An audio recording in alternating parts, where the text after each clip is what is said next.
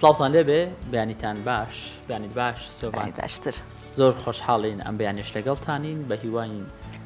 ڕۆژێکی باشتان هەبێ و ئەو تەوەرانی ئەمڕۆ دەستنیشانمان کردووە ئەو بابەتانە بن کە بەلای ئێوە گرینگە بۆیە ئێوە لەگەڵمان بمێنەوە لە سەرەتاوە تاوەکو کۆتایی پرۆگرامی بیانی 24 بابەتی هەمەڕەنگ لە بوارە جیاوازەکانێ بابەتی هۆشیاری و بابەتی هونەری و ئەدەبی و هەموو ئەمانە لە بیانی 24 جێی بۆتەوە. سڵاوتان لەبێت وەک هەموو بەیانیەکە ئێمەی ستافی پرۆگرامی بەیانی 24 هیوای باشترینەکانتان بۆ ئەخوازین ئەم بەیانیش بە هەمان شێوە هیوادارین کە بتوانین بەیانیەکی پڕ لە سوود بۆ ئێوە دروست بکەین بەیانیەکی پڕ لە جوانی لە شادی لە ئارامی هیوای تەندروستیەکی باشتان بۆ خوازین جا لە هەر کوێیەکەن گرنگ ئەوەیە کە ئێوە لەش ساغ و تەندروست بن و ئەمڕۆ ڕۆژێک بێت کە بتوانن تیایدا تەواوی ئەو دەستکەوتانەی کە مەبەستان لێتی ئەگەر بە هەنگاوێکیش بێت لی نزیک بکەونەوە یاخود ئەمڕۆ ئەو دەستکەوتە بەدەست بێنن ئەمە هەموو هیوای ئێمەیە بۆ ئێوەی بینەر و بیسەری پرۆگرامی بەیانی 24 جا با بچینە ناو پرۆگرامەوە لە ناو نیشانەکەەوە بزانین کە پرۆگرامی ئەم بەیانی 24 چی تێدایە.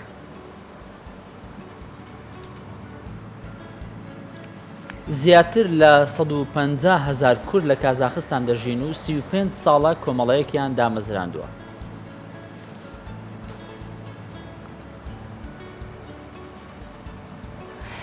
پۆشین و دوورینی جلوبەرگی شاڵ و شەپەک لە باکووری کوردستان وەک کللتورێکی ڕەسەن ماوەتەوە.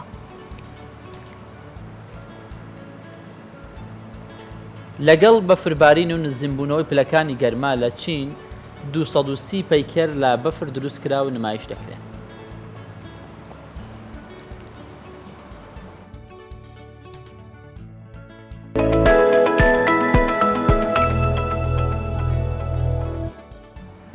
یەکەم بابەتمان سەبارەت بە نەتەوەی کوردە کە کورد لە نێو 130 نەتەوەی کازاخستان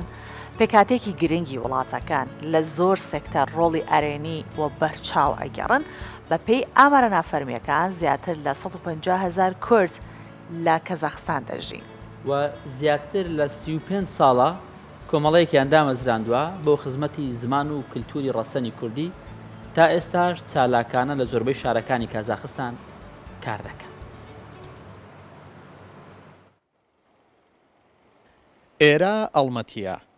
گەورەترین شاری کازاخستانە و تاوەکو ساڵی 1970 پایتەختی وڵاتەکە بووە. هەنووکە لە کازاخستاندا زیاتر لە 130 نەتەوەی جیاواز دەژین. مێژووی پەیدابوونی کورد لەم وڵاتەدا دەگەڕێتەوە بۆ ساڵی 1937 کاتێ بە فەرمانی ستالین کوردەکان لە کۆمارەکانی دیکەی سۆڤیەتەوە ڕاگوێزران بۆ کازاخستان. ئێستا بەپێی ئامارە نافەرمیەکان زیاتر لە 150,000 کورد لە کازاخستاندا دەژین. لە زۆر بواردا ڕۆڵی بەرچاو دەجێڕن.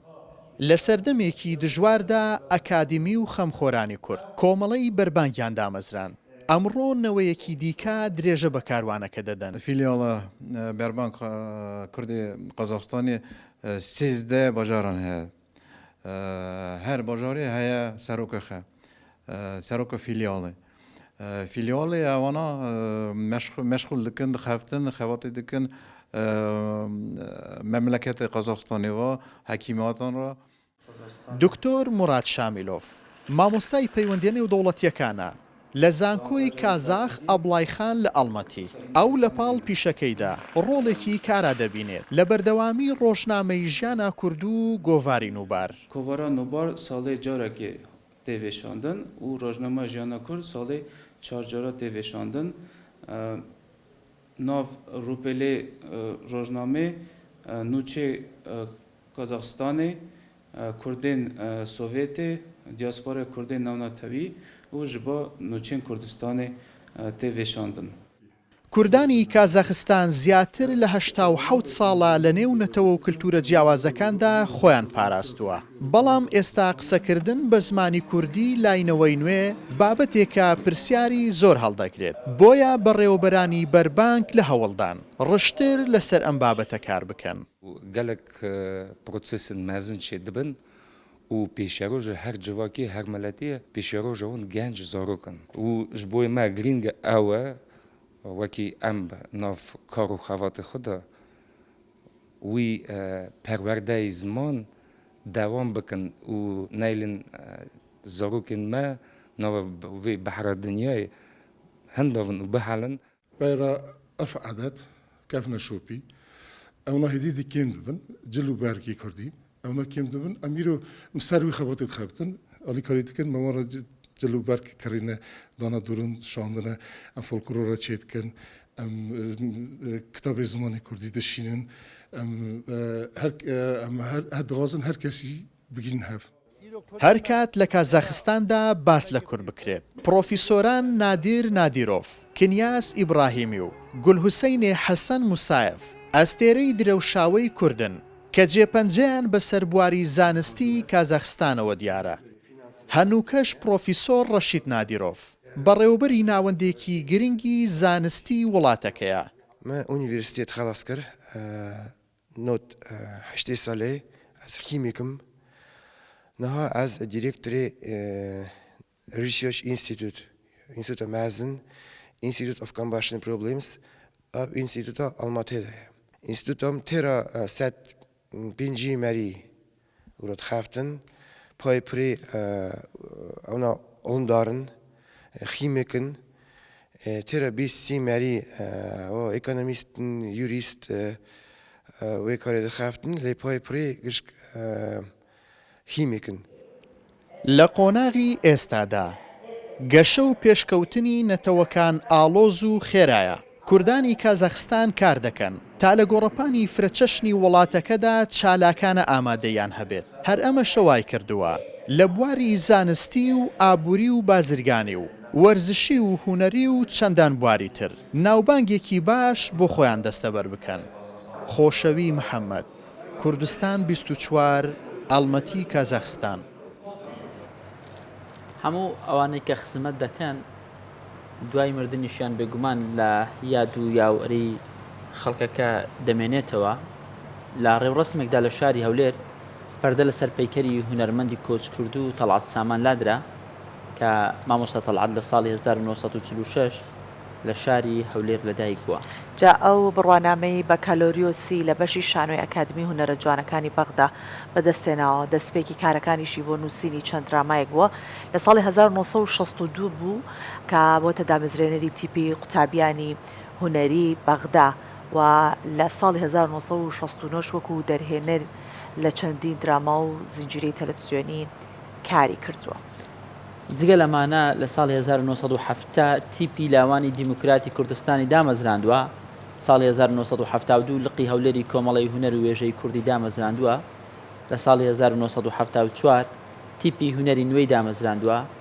ساڵی 1992 تیپی شانۆی سامانیشی دامەزراندووە. جا ساڵەکانی تەمەنی پڕبوونە لە دەستکەوت هەروەها لە ساڵی 1996 سەرۆکی لقی هەولێر یەکێتی هونەرمەندانی کوردستان بووە لە ساڵی 2019 بە ڕووداوی ئۆتۆمبیل کۆچی دوایی کرد.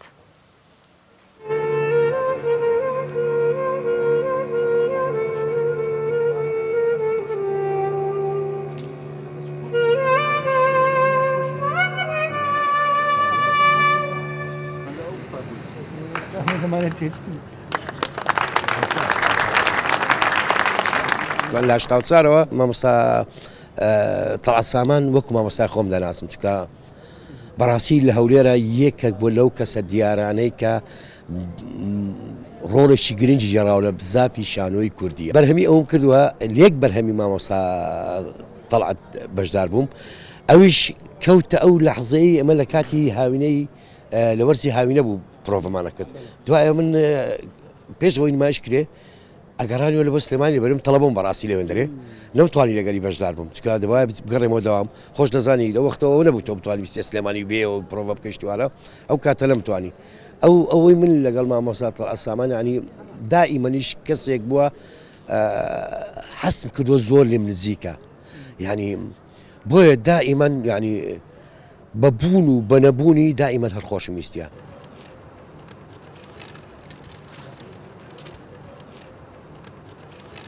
ئەو ڕێزێنانی ئەوڕۆکرا کە پەردە لەسەر باوکی ڕەحمەتین لابدرا لە پەیمانگەی هونەرە جوانەکانی هەولێر بە چاودەری بەڕێز کاک بڵند ئیسماعیل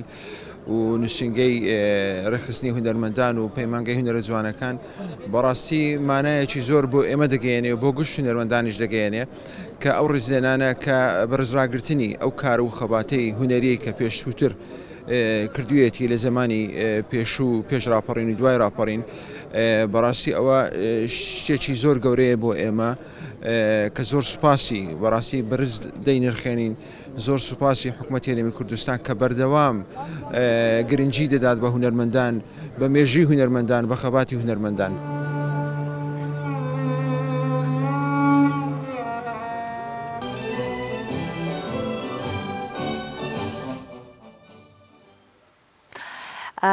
یەکێک لەو کولتورە جوانەی کە کورد ئەیپارێزێت پاراستنی جلوبەرێکی کوردیە و کولتوری پۆشینی جلی کوردیە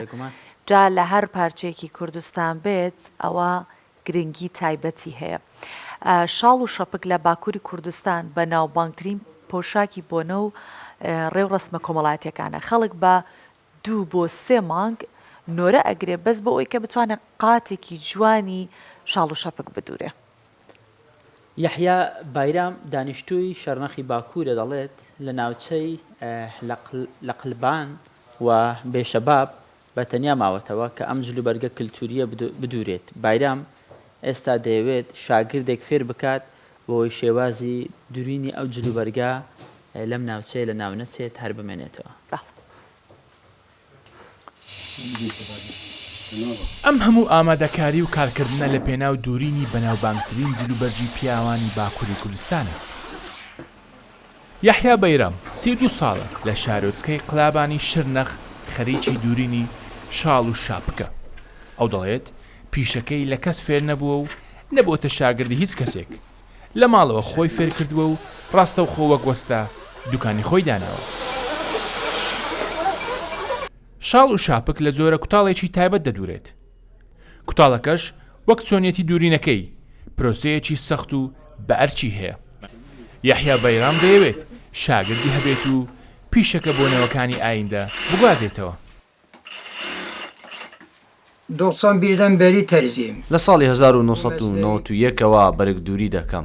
لە شرناخەوە تا جۆ لە مێرگ دەمناسن و هاوڵاتیان هەندێک جار 2 بۆ 3 مانگ نۆرە دەگرم بۆ ئەوەی شاڵ و شاپکێکیان بۆ بدورم. لە قلێبان و بێشەباب تەنیا من ماوم ئەم جلە دەدورم. خەڵکێکی زۆر دێن بۆ لای من.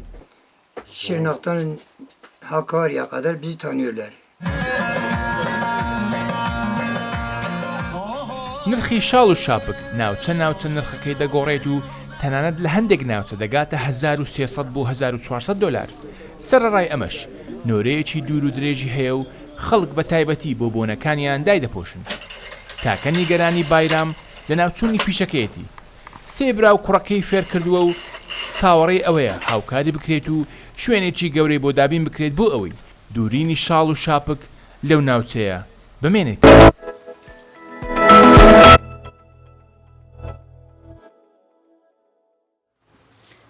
سۆبان بابەتێک هەیە پەیوەستە بە قوتابیان بنەوەکانمان بە نوێبوونەوە بە فێرکردن هەموو ئەمانە بابەتی مەشق و ڕاهێنانە بە تواناکانی مامۆستایان. یعنی دوای ئەوەی کە مامۆستایەکدا دەمەزرێ یان چەند ساڵێک ئەزمموی دەبێت لە مامۆستایەتی بێگومان بە تێپەڕبوونی ساڵەکان لەگەڵ هاتنی تەکنەلۆژیای نوێ هەموو ئەمانە پێویستی بە ئەپدێتکردنەوە و نوێبوونەوە و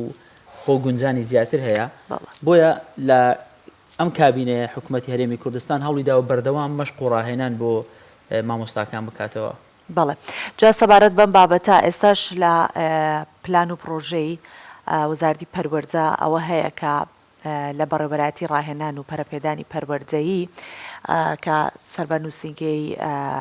با بڵێن وەزیری پەروەردەی هەرێمی کوردستانە جۆرە ڕاهێنانێک و یاخود با بڵێن بۆ پەرەپێدانی پەروەردەیی پرۆژێکی ڕاهێنان هەیە. ئەو پرۆژەیەش مامۆستایان ئەگرێتەوە بێگومان و گوتمان بۆ ئەوەی کە ئەپدەیت بن دیارە گرنگێکی تەواو بەم پرۆژەیە ئەبێ بدرێت و ئێمەش وەکو پرۆگرامی بەیانی 24 هەر بابەتێک کە گرنگی بە پێشکەوتنی هەرێمی کوردستانەدات لە هەر بوارێک ئێمە خۆمان بە بەرپرسیارە زانین کە لێرە ئەو ئەرکە بخێنە سەر شانی خۆمان و لێرە لەسەر ئەو بابەتە گفتوگۆ بکەین و ڕوونکردنەوەی زیاتری لەبارەوە وەربگرین و پرسیاری زیاتری لەبارەوە بکەین. ئەم بەیانە بە خێرهاتنی دوو میوانی زۆر بەڕێزەکەین لێرە کە سەبارەت بەو ڕاهێنانە قسە ئەکەین کە شێخ یەحیا ڕەزاگوڵ بەڕێوبەر لە بەڕێوبەرایەتی ڕاهێنان و پەرەپێدانی پەروەردەیی لە نووسینگەی وەزیری پەروەردە و مامۆستا بۆتان کەریم ڕاهێنەری پەروەردەیی لە وەزارەتی پەروەردە لەگەڵمانە بن. زۆر بەخێر بێت بەیانیتان باش. بابەتەکە گرنگە و قسەی زۆر هەڵدەگرێ بەڵام ئێوە چونکە کەسانی تایبەتمەندن لە بوارەکە ئەزمموی چەند ساڵەتان هەیە بێگومان دەرفەت بۆ ئێوە باشترە بەڕێز شێخ یحیاوە دەست پێ بکەین باس لە گرنگی مەشق و ڕاهێنانە بکەین بۆ مامۆستایان. زۆر سپاس بۆ جەنابتان انشاءالله ئەوە چاپێکوتنی یەکەم نابی و لە داهاتوودا چاپێکن ترمان دەبی لەبەرەوەی ئەو پرۆسەیە بەردەوام دەبیتن. زۆر سپاس. خۆی لە ڕاستیدا پرۆژێ ڕاهێنان لە سەرەتای دروستبوونی کابینەی یەکەمەوە هەر پرۆسی ڕاهێنان هەبووە لە بۆ مامۆستایان، بەڵام لە کابینەی نوێیەم لە وەزارەتی پەروەردە پرۆژەی استراتیجی سێ پرۆژەی استراتیجیمان داڕێژت لە ڕێی جەنابی وەزیر. یەک لەو پرۆژانە استراتیجیانە ڕاهێنان بوو. شێوازی گۆڕانکاریمان کرد لە شێوازی ڕاهێنان. خۆی لە ڕاستیدا هەرکە بگەڕێنەوە ساڵانی ڕابردوو کۆمەڵک مامۆسا لە ناو سنتەری شار ساڵانە بەشداری خولیان دەکرد، بەڵام ئەوانەی لە دەرەوەی شار بوون بێبەش دەکران لە ڕاهێنان بە تایبەتی گوندە دوورەکان، شوێنە دوورەکان، شارۆچکە و شارەدیەکان مامۆسانی ڕاهێنەر مامۆسا نەمان دەتوانی بەشداری خولیان پێ بکەین. ئێستا هەمیان دەگرێتەوە. ئێستا پرۆژەکمان دانایە، پرۆژەی استراتیجیە 600 مامۆسای ڕاهێنەرمان دروست کردووە لە تەواوی کوردستان. هەموو کوردستان هەموو قوتابخانەیەک لە دێ دوورەکانی کوردستان مامۆسای ڕاهێنەرمان لە بۆ دانایە. زۆر چاکە. پێشتر مامۆسا دەهاتە ناو شار لە بەڕێوەبەرایەتی ڕاهێنان و پەرەپێدان کە ئەو کاتە ناوی مەشق و ڕاهێنان بوو خولیان دەدیت. ئێستا ئێمە ئالێتەکەمان گۆڕیوە، مامۆسایانی ڕاهێنەرمان دروست کردی 600 مامۆستا ئەوان دەڕۆنە قوتابخانەکان ڕاهێنان بە مامۆستا تیۆتیمان دروست کرد 600 دانا لە بۆ ئامادە یەکەش 175 مامۆستای ترمان دروست کرد. دواتر دەینە سەرەوە لە مامۆستا بۆتانەوە پرسیارە بکەم کە ئەو بوارانەی کە تێیدا ڕاهێنان ئەکرێت بە مامۆستایان چ بوارێکن چۆنە پاکێجەکە؟ بەخۆی سەبارەت بەو 600 مامۆستای ڕاهێنەرە پاکێجێکی ڕاهێنانیان هەیە کە پەیوەندی بە میتۆدەکانی وانەوتنەوە هەیە، بەڵام بەڕێوەبەرایەتەکانی مەشق و ڕاهێنان لە پارێزگاکان و ئیدارە سەربەخۆکار ئەوانش خۆلی بەردەوام دەکەنەوە ئەوەی کە پەیوەندی بە ڕێگەکانی وانەوتنەوەیە یاخود بە لاین دەرونزانیە یاخود مەسەرن بە دەستەی کارگێڕیە یاخود خود لە بۆ سەرپەرشتیاران، یعنی هەردووک شێواز بەردەوامە، بەڵام ئەمە زیاتر ئێستا جەخت لەسەر 600 ڕاهێنەرەکەی دەکەینەوە ئەو بابەتانی کە پەیوەندی بە میتۆدەکانی وانەوتنەوە هەیە. زۆر باش. مامۆستا بۆتان هەر ئەوە بپرسین کە 600 ڕاهێنەر هەیە، مامۆستای ڕاهێنەر هەیە، تاوەکو ئێستا هیچ ئامارێکتان لەبەردەستە چەند مامۆستا بەشداریان کرد و سوودیان لەم خولانە بینیوە؟ وەکو سنوورەکانی شارەکانی هەولێر و دهۆک و سۆران و زاخۆ ئەوانە ئێستا لە پرۆسەیە بەشدارن، بەڵام بەداخەوە لە سنوورەکانی سلێمانی هەڵەبجەوانەکە دەوامەکە ئێستا بەردەوام نیە، لەوێن دەری ئەوان کەمتر بەشدارن، بەڵام لەو سنوورای ئەولایە نەخێر هەموو تێدا بەشدار. زۆر چاکە. مامۆستا یەحیا بێگومان هەرێمی کوردستان هەوڵی ئەوەی داوە لە ڕووی پێشکەوتنەوە سوود لە ئەزمموی وڵاتانی پێشکەوت و وەربگرێت. زۆر جایشە بینین بەهۆی هاتنی ڕێکخراوە نێودوڵەتەکان لە زۆربەی خول و ڕاهێنانەکانە زیاتر و باشتر ئەو خول و ڕاهێنانە وتراوەتەوە. لەم مەشق و ڕاهێنانە هیچ پشتان بە هیچ ڕێکخراوێکی نێودوڵەتی بەستووە یاخود تەواوی فکر و بیرۆکەکە هەر لە ناو خۆی هەرێمی کوردستانە؟ وڵی پرسیارەشی زۆر ڕێک و دەست خۆش دەبۆ پرسیارە وەڵامدانەوە ئینشاڵڵا بە پێی پێویست دەبی. خۆی لە ڕاستیدا ئەمە لەگەڵ دەست بەکاربوونمان و بەڕێوەبەرایەتیە دەتوانم بڕێم لە دەی 2022 لەوێ دەست بەکار بووین بەڕێوەبەرایەتی ڕاهێنان و پەرەپێدانە نووسینگەی وەزیر. لەو کاتەوە ئەمە ئیشمان لەسەر لەگەڵ ڕێکخراوەکان زیاتر کردیە، و سوودمان لە توانای ئەوان وەرگرتیە هەر لە بۆ نمونە لە بۆ ڕاهێنانی ئەو 600 مامۆستایە دوو مامۆستای ڕاهێنەری نێودەوڵەتیمان هینایە لە دەرەوە مامۆستایانی مەیان کردە TOT خۆشبەختانە توانیمان ئەوەی بمانەوێ بەدەستی بینن لە ڕێ ئەو دوو مامۆستای ڕاهێنەرە نێودەوڵەتیانە کە لە سوید هاتبوون کوردی خۆمانن بەڵام لەوێ دانیشتوویەوێن ئەزمموی ئەویان هەیە و هەروەها زۆر کۆنتاکتمان لەگەڵ ڕێکخراوەکان هەیە بە تایبەتی نێودەوڵەتیەکان بۆ ئەوەی پەرە بە توانای مامۆسایانی خۆمان بدەین هەر لەو کاتێ ئێستا من لەگەڵ جەنابتان قسان دەکەم دوو ڕێکخراوی نێودەوڵەتی ئەمن کاریان لەگەڵ دەکەم و ڕاهێنان بە مامۆسایانمان دەکەن و ڕێکخراوی ناوخۆیشمان بەڵێ زۆر هاوکارمان و زوو خولمان لە بۆ دەکەنەوە جگە لەو خولێک لە بۆ 600 مامۆسایان کرایتەوە جگە لەوانە ئەمە کۆنتاکتێکی باش مزەکرەی تەفاهممان لەگەڵ چەندین زانکۆی هەرێمی کوردستان هەیە کە ئەوانە بە تەواوەتی پاڵپشتمانن جگە لە ڕێکخراوانی کە باسم کرد باشا کە بەرنامەکە زۆر بەباش ئەوەی کە ئەمە دەمانوین باشە مامۆستا لەو کاتانێکە لەو ماوەی ئەم کابینەیە ئەو ماوەیە کە ڕاهێنان کرا و مامۆستایان و مامۆستانیش بێگومان سوودیان لە ڕاهێنانەکان بینەوە فیدباک لای ئێوە چۆنە پێی دوایە کاریگەری ئەم ڕاهێنانانە ئەم مەشقانە بەسەر قوتابیان و قوتابخانەکان باش بووە جەنابی وەزیری بەڕێزەوە ینی هاوکارە و پاڵپشە لە بۆ ئەو پرۆسەیە زۆر ینی نەک بڵێمەوە قسەیە بە فعلی پاڵپشتە و زۆر حەزی لە فیدباک وەرگرتنە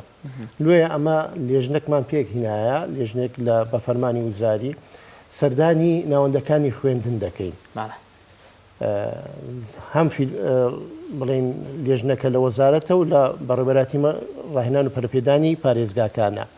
دەڕوین سەردانیان دەکەین فیدباک وەردەگرین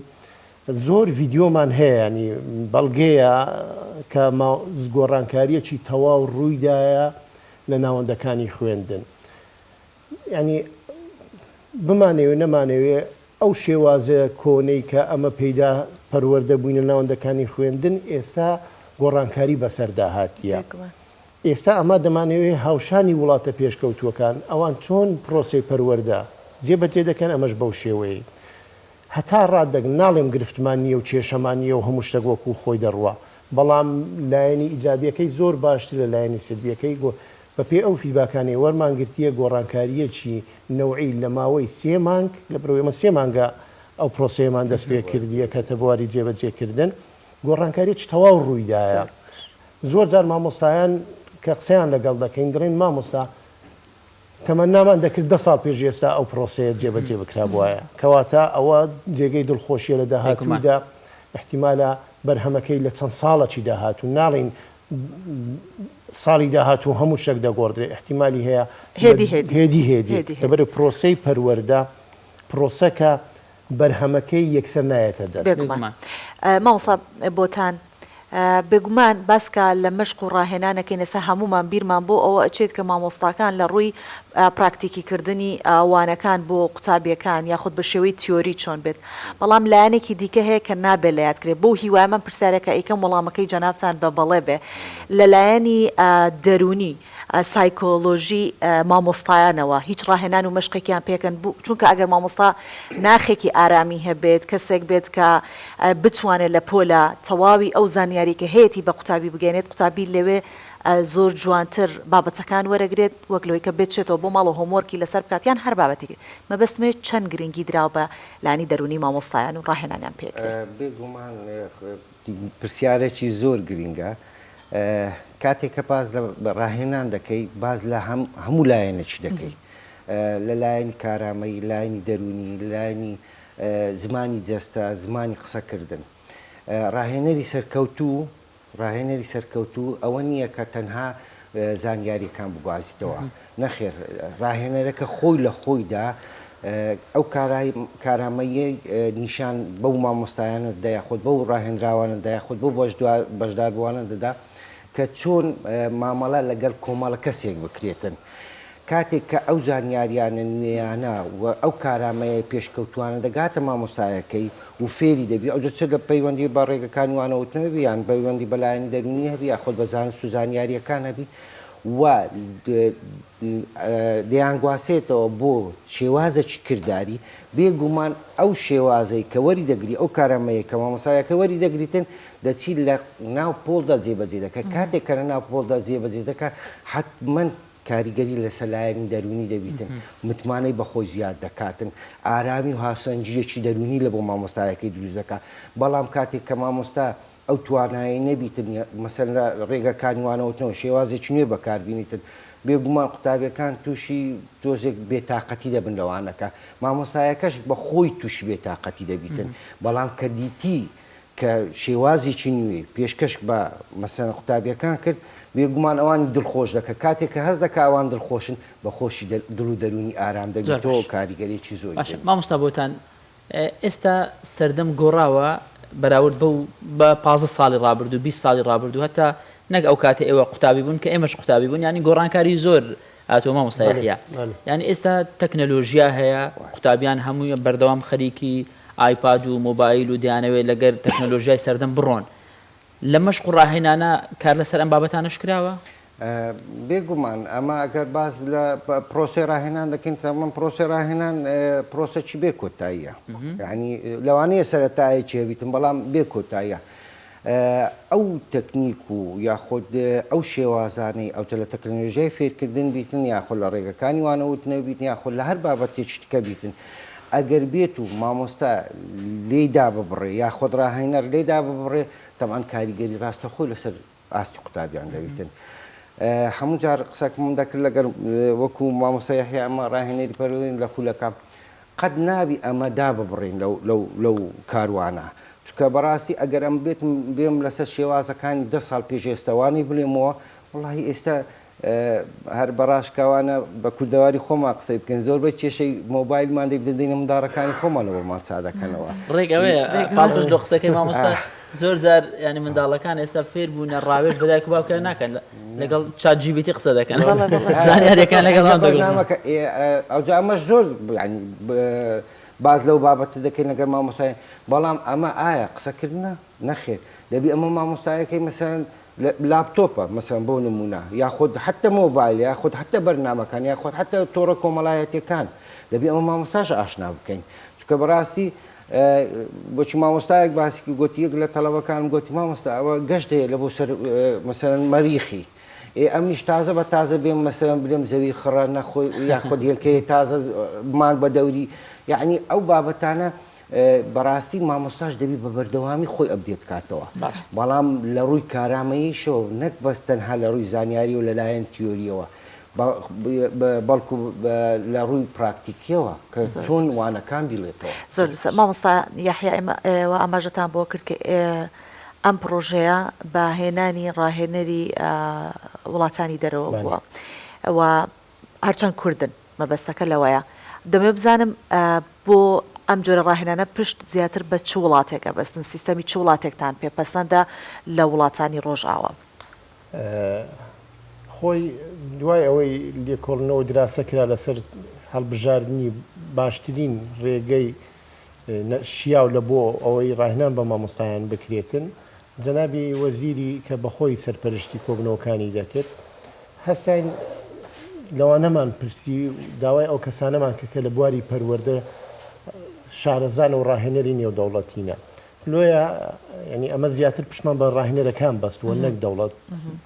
سیستەمی دەوڵەتەکان لەبەرەوەی ئەمە ئیش زیاتر لەسەر ئەوە بکرێ کە ئاستی مامۆستا بەرز بکرێتەوە لەگەڵ ڕێزم ینی گۆڕانکاری لە توانای مامۆستا بکەین لۆیە پشمان زیاتر بە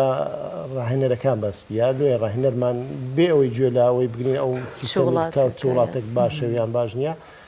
ئەگەر سێریش بکەین وڵاتانی ئەوروپی هەمیان زیاتر لەسەر یەک سیستەم دەڕۆن شێوەی کەم جیاوازی هەیە لە نێوانیان تەنها ئەوە گرینگە کە ئەتو ئەوەی دەیهینی ئەو میتۆدانەی کە پێ دەڵێتن ئەو استراتیجیانەی کە فێرت دەکاتن لەگەڵ ئەو ڕۆی بواری پەروەردە بگونجێ و پێشکەوتوو بیتن ئێوە ئێستا نزیکەی 600 مامۆستا و ئەوانە خەریکە ڕاهێنن وایە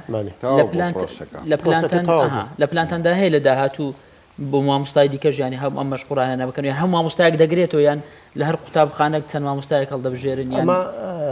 چۆنە؟ هەر سەرەتای هەڵبژاردنەکەمان ئەگەر ڕوخسەت هەبی بە ماوەی باسی بکەم. لێژنەک بە فەرمانی وزارە لە وەزارەتی پەروەردە هەڵدانرا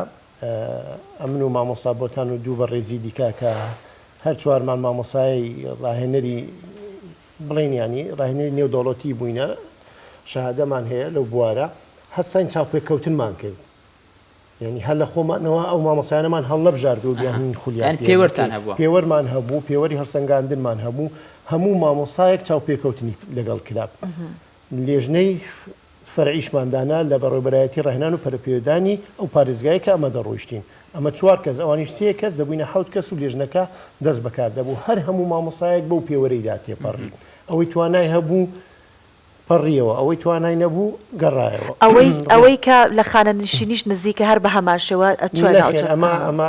دەمێ بزانم پێوەرمان هەبوو پێشتر تەمەنیشێک لە پێوەرەکان دەبواە لە بڵین لە ساڵی لەدایک بوونی لە 68 بەرەو خوارەوە نەبێت یعنی بەو شێوەیە بە مەرج بوو 10 ساڵ خزمەتی هەبێت مامۆستای دووە پۆلی 12 ئامادەیی نەبێت لەبەرەوەی ئەمە ئەگەر سوود لە مامۆسایەکی پۆلی 12 وەربگرین کۆمەڵە قوتابی زەرمەندمای کاری پەروەردەیی نەبیتن لەبەرەوەی بخۆمان پێویستمان پێیانە لە ناوەندەکانی خوێندن ژمارەیان کەمە ئەمە کۆمەڵک پێوەرماندانا و بڵاومان کردەوە بە پێ ئەو پێوەرە مامۆستا فۆرمی پێشکەش کرد دوای ئەوەمە چاوپێکەوتنمان لەگەڵ کرد هەرسەنگاندنمان لە بۆ کرد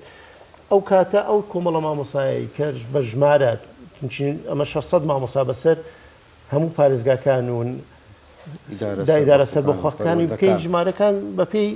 قوتابخانەکان دەگۆڕدرێتن بەو شێوەیە هەر مامۆسایەک 8 هەتا 9 مەکتەبمان بەسەردا بەشکردوونە ژمارەکانمان وەرگرت هەولێر 153 مامۆستامان وەرگرتیە هەڵەبجا 23 مامۆستامان وەرگی هەر لە بۆ نمونە بەو پێوەری کە ئەمە دەمانەوێت نامانە هەمان شێو لە بۆ دووەکۆ بەو شێوەیە ئەمە مامۆستایەکانمان داخلی ئەو خولە کردووە لەوێش ئەو مامۆستایی لەگەڵ ڕێزم لە بۆیان ئەو مامۆستایی کە لە لای ئەو مامۆستا ڕاهێنەرە دەوڵەتیانە دەرنەچوونە نەیانتوانیوە ببنە ڕاهێنەر تیۆتی لەگەڵ ئەوەش ئەو خاتون ئەوەی لە دەستە ئەوە ڕێبەرێکە لە بۆ مامۆستایانی ڕاهێنەر تیۆتی هەموو مامۆستایەک دانەیەکی ئەو هامان پێشکەش کردووە ئەوە هەموو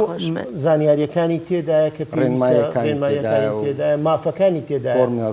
ئەگەر ئیجازە هەبی باسی مافەکانی ئەم کەم بە زۆر بە زۆر مامۆسایانی ڕاهێنەرمان تیۆتیەکان 600 مامۆسای ڕاهێنەر کۆمەڵێک مافمان داینێ جگە لەوەی کە ئیشی مامۆسایەتی خۆیان دەکەن وەکو مامۆستا لە ناوەندەکانی خوێندن دەرز ناڵێنەوە هەموو مامۆستایەک لاپتۆپەکمان دایتێ هەمویان لە داهاتوێکی نزیک داتاشۆیەکی شەحن وەردەگرێن ئەو واجبی سەرشانی وەزارەتی پەروەردەیە هەموو مامۆستایەک 50,000 وەکو دەرماڵە لە دەیان دەدرێتێ و هەروەها مکافئەیان هەیە ساڵانە جگە لەو دەرماڵەیە و هەروەها هەر ئیفادەکی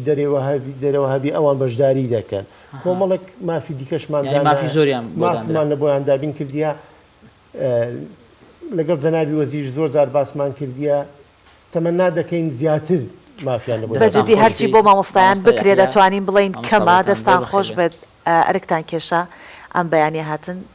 ئینشاءڵڵا هەوڵی ئەوە ئەدرێت کە باشتر و باشتر ئەو پلانانە جێبەجێ بکرێت و مامۆستایان لە لوتکە بن ئاماژتان پێ دەکەم پرۆسە بەردەوامە دەکریانی لە داهاتوو بەرنامەی دیکەی تێر و تەسەری لەسەر بکرێت ئەمەش هەموو یعنی هیوا ئەواتەکانمان ئاستی مامۆستایەکانمان بەرزکردنەوە بەڕاستی چکە هەر ئەوانن دەتوانن پرۆسی پەروەردە و فێرکردنیش لە ڕووی ئاستەوە بەرەو پێش بن و ئەمەش هەرچیان لە بۆ مامۆستایان بکەین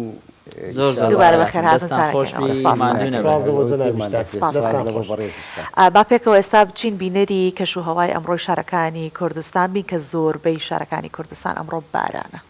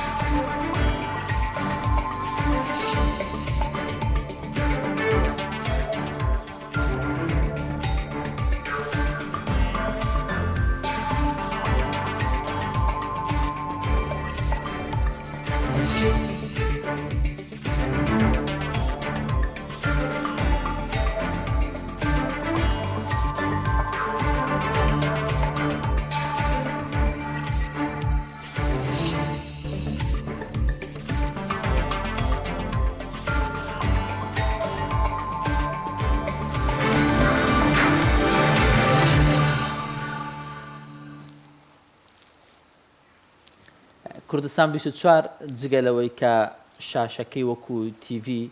بەردەوام نوێترین هەواڵەکان دەگوازێتەوە زانیاری بەبینەران دەبەخشێت لە هەمان کاتدا لە ماڵپەڕ و لە سوشیال میدیا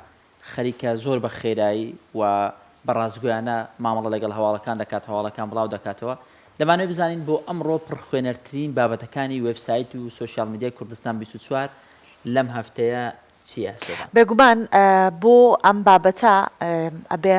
بە تەواوەتی بەشی سوشیال میدیای کوردستان 24 هاوکاری پرۆگرامی بەیانی 24 بێت کە باسی ئەومان بۆ بکات لە وێبسایت کام بابەتانن لە سوشیال میدیا کام بابەتانن کە پڕبینەرترین و پڕخوێنەرترین بووە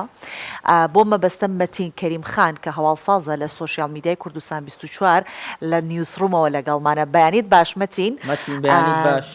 هیوادارم کە ئێستا کە لەگەڵ ئێمەیت من و هەکار هەوڵیەوەین کە پرسیارت زۆر بە کەمی لێ بکەین لەبەرەوەی کەمانەوێت بە تەواوەتی تەواوی زانیاریەکانمان سەبارەت بە ئەو بابەتانی لە وێبسایت و لە سوشیال میدیای کوردستان 24 کە پڕخوێنەرترینە و سەرنجی بینەری ڕاکێشاوە کامانن خۆت بۆ مام بچیتە ناو باسەکەەوە سۆڤان جگەلەوەی کە مەتین یەکەم جاریشتی دەردەکەوێت لە بەیانی 24 ئەمڕۆ زۆر قۆزیش دەرچووە ئەم گەنجە کەشخەیە پێمان خۆشە بەردەوام بێ لەگەڵمان هەر لەش ساغ بێ و تەمە درێژ بێت زۆر سپاس سپێداوە باش بێتن هەکار سوڤان هەلبەتە دەبێ برگەیەدا کو ئەمێ بەحسا دوو بەشان بکەن بەشی ئەیەکێدا ئەمێ بەحسەوان بابەتەوە بنکەن یەک و دماوەی هەفتیە بۆریدا زۆرترین کارڤەدان ناف سوشیال میدیایەدا هەم لە ڕۆژهەڵاتە ناوین هەم لە عێراقی هەم لە کوردستانێژی دەنگبەدان بخۆڤانینە لە بەشە دوێ ئەوێ برگەیەدا ئەمێ بەحسا وان بابەتەوە بکەن یەک و لە ماڵپەڕی کوردستان 24 هەم دیسان لە هژمارەی کوردستان 24 لە پلاتفۆرمێن جودا وەکو هەون دەزانن کوردستان 24 لە تیکتۆک لە سناپچات لە ئینستاگرام لە فیسبوک لە فرێد لە هەمی پلاتفۆرمێن جودای سوشیال میدیای مەهژمار هەیە ئەز البرگایەکێدا بەحسیوان بابەتەوە بکەم یەک و دماوەی هەفتیە بۆریدا زۆرترین کارڤەدان لناف سوشیال میدیا بخو دیف خود آنیا هم لروشالات نابین هم لعراق و هم لهرم کردستان لبریا هر بابت کی وکو هند زان شرق غزه زورترین کاربردان دیف خو آنیا وکو هند زان زیاتری سه ماهانه اف شراب بردامه زیاتری 24000 کسان لهر دو آلیان آنکه هم ج ارتش اسرائیلی و هم دیسان ج خلق سیویل و چگدان سر به حماس هاتنه کشتن خلق ناف سوشیال میدیا دا خازه کتن که اف شرابه راوستاندن چه دی خلق سیویل نه کشتن هم دیسان اگر بس که همیشه به را گرفتن اف شراب بردوام کاربردان ناف سوشیال میدیا دیف خوبه آنیا هم دیسان سبارت ویم بابتی و که هند زاند ماوی چند روزن بریدا بربسته که بالای حماس لبنان هات کشتن که جیگر بربس مکتب سیاسی حماس بو هم دیسان کشتن دور جمانو سندن لغزای زورترین کاربردان لپیخوا آنینا هل چارچوبه وی بابتی تا که هند زانن وزیر درو امریکای انتونی بلینکن سردار چند ولات روشالات ناوین کریا وزیر درو امریکای دخوازه که شر غزای چدی برفره نبل ولات دنیا روشالات ناوین نکشل ویوان ولات شر نه راگاندن یعنی چیکرن اول بشه ایکیا بابت مکن بحث جکری ل سوشیال میدیا اگرم بین عراقی اول طبعا لروشالات ناوین بول عراقی دو بابتان زور کاربردان بخواه آنیه یا اینکه بردمان کردن چکدار سر به تافگرا نجبا لناوند بغداد لهفتی آبوریه که هند زانن بالا فرخانه فروکه که به فروکوان امریکایی جماره که چکدار سر به تافگرا نجبا سر به حج الشعبی ناوند بغداد بردمان کردن در انجام وی ارشه دا چند چکدار هات نکشتن اوی ارشه خلق عراق تورک ریال یعنی سیاسیین شیعه خاصا خلق عراق دا خاص ذکرتن که امریکا ناف آخر عراقی بچده او دبیجن ما به هفر داعش تکش کند بماوی چند سال کان ما به هفر آلیکاریا دو کردیم داعش تکش کند یعنی نها دم هاتیه که امریکا خاک عراق بجه بیله نها دم خاطر خاصنه خلق عراق بشوی که گیشی دا خاص ذکرتن که چی دی هزین هفایمان نفضلاتیات داعش و تایبت امریکا لوا عراق نمینه همسان بابت کدن کن وید تکزل سر بکم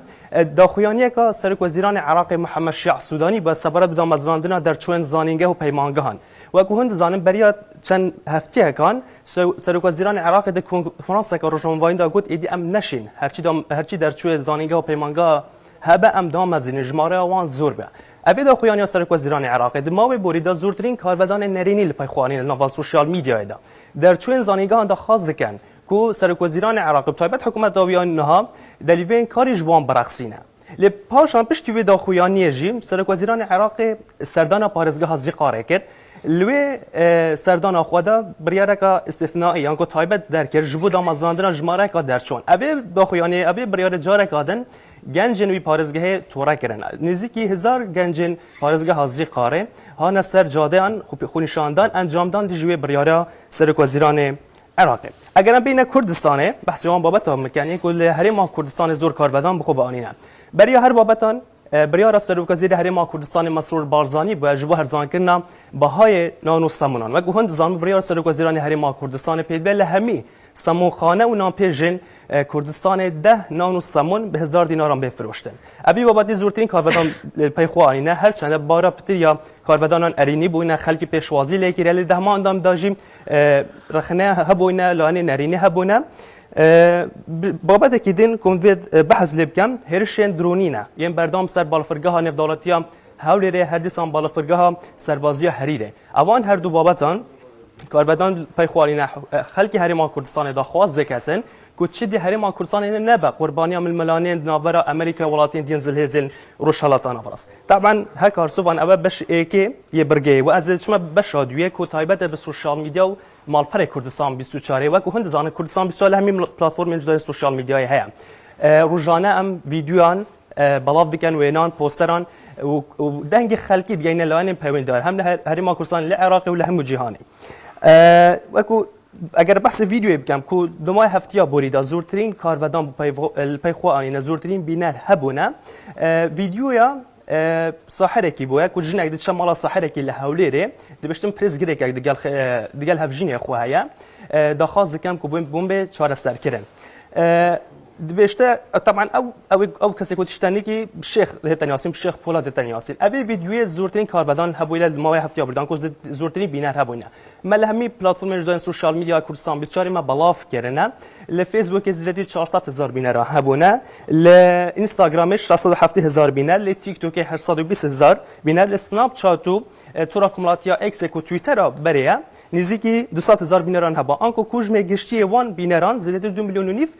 بینر بونه اگر از بهم مال پر کردستان 24 بحث وان بابتان بکم میکو زورترین خوین دوان آنکو زورترین خوینه هبونه دمای هفته بریدا یا چند روزن بریدا بشوی کی گشتیم بابت هری گرن کو زورترین خوینه هبونه سردان بردام نشان د حکومت هرم کردستان بو جبو بغداد و کو هند زانن د حکومت هرم کردستان با اوای که فریم د خاص کیده کو یاسا بوجا گشتی عراق به هم کردن جبو مرمه چند جاره کان شان د حکومت هرم کردستان سردان بغداد کیده د خاص زکاتن کو اف به هم کردن بریا کو یاسا به هم کردن د خاص زکاتن کو برا پاره کی دی بشوی قرض بو هرم کردستان به هنارتن ابي بابتی زورترین خوینه هبون المال پر کردستان 24 خلکی بدیف چون کریه مجی پیامبر مل همی جهان کو هن زانن لبغداد بتایبه دیف چون جبوی بابتی کیره لهرما کردستان جی مپرسیال لان پیامبر هرما کردستان کیره بابت گشت کیره لبر جبر و چندی بابت لریزه هم بابت اندیکه هدیت کو زورترین خوینوان آنکو خوینه هبونه بابت دویم هل بجارتین پارلمانتوی کردستان نه و کو هن زانن بری سروک هرما کردستان يعني بريار دابو كو بيدفيا هالبجارتين دهات ين خلاص شاشة بارلمانتوا كردستان ل 25 شباط 2024 به انجام دادن کمیسیون راگاه هنده او نشند وی دمیدا هالبجارتنا انجام نجبر کو دمک کم لبردم وانه او نشن او نشن هم آماده کاریان تواو بکن او بابت دوام بابت کو زورترین خوینر هبونه بابت استیجی کو گردای همی خلقی و هي بهای دلار و دیناریه و که هند زانن ما و که کو بهای دیناری برابر دلاری هدی برف برزبونه دی چیتن او بابت سیم بابت و کو زورترین خوینر هبوه چونکی و که هند زانن بهای دلاری ده چابره که کو بگه 200000 دیناران ل دما چان روجت بوریدا بهای دیناری بشوی که برچاف برز بو اگه 850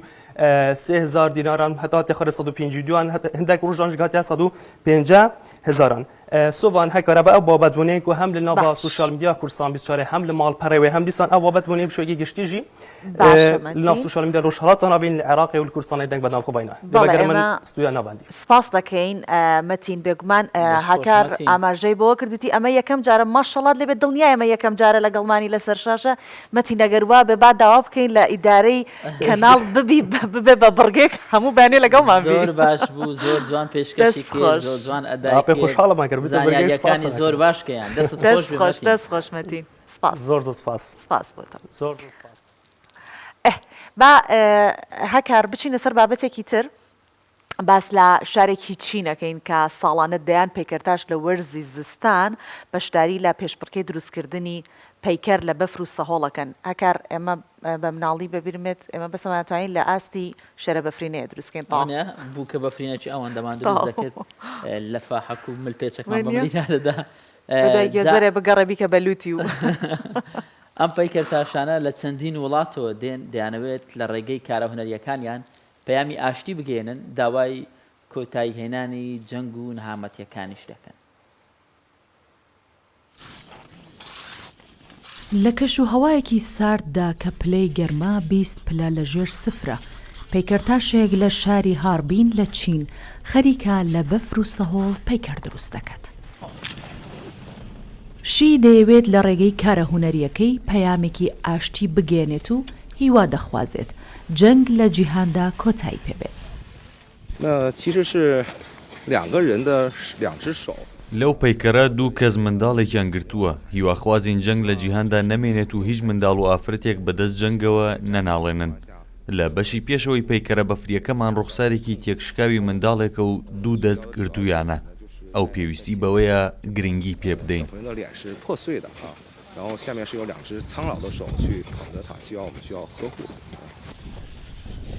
دەیان پەیکەرتاش لە چەندین وڵاتەوە هاتوونەتە شاری هاربین.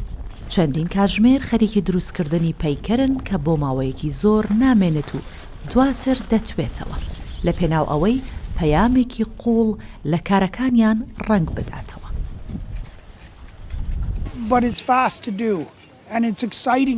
پەیکەرەکە زۆر نامێنێتەوە بەڵام کارەکە خێرایە و چێژبەخشە. پەیکەرەکە تا مانگێک دەمێنێتەوە و لێرە لە هاربین ملیۆنان کەس چاویان پێ دەکەوێت ئەمەش دڵخۆشم دەکات.